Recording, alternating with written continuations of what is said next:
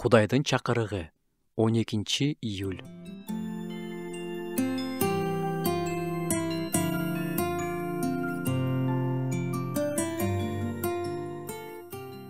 Некемия китебинен окуп кетсек, эл Кудайдын мыйзамынан алыстап кетишкен.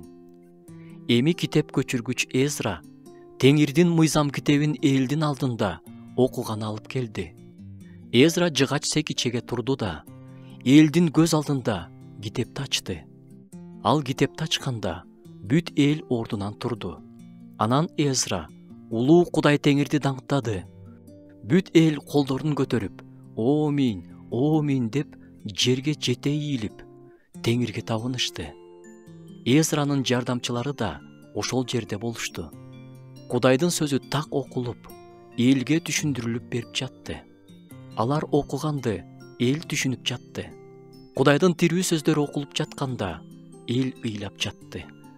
Кудайдын сөздөрүн уккан адамда сөзсүз реакция болот. Анткени Кудайдын сөзү тирүү. Анын таасири өтө күчтүү. Ушул жерде окулган сөздөр адамдарды өкүнүп, күнөөлөрүн моюндап, Кудайдын сөзүнөн алыстап кетишкенин сезишип, ыйлап турушуна алып келди. Кудайдын тирүү сөздөрү ушинтип кээде адамды ашкерелейт. Алсырап турган адам окуганда Кудайдын сөзү кубат берет. Тирүү сөздөр кадимкидей рухуңду жандандырып, кайраттандырып коет.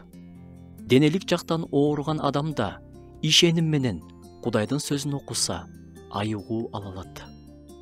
Жашоодо кандайдыр бир чечимдин алдында туруп, эмне кылаарын билбей турганда Кудайдын сөзү акылмандуулук берет. Кандай чечим чыгарыш керек экенин көрсөтүп багыттайт. Кайгыга батып, жоготууну баштан өткөрүп жаткан адамды Кудайдын сөзү сооротот. Тирүү Кудайдын тирүү сөзү окуган адамды суу жээгине отургузулган жалбырагы соолубаган дарактай кылат.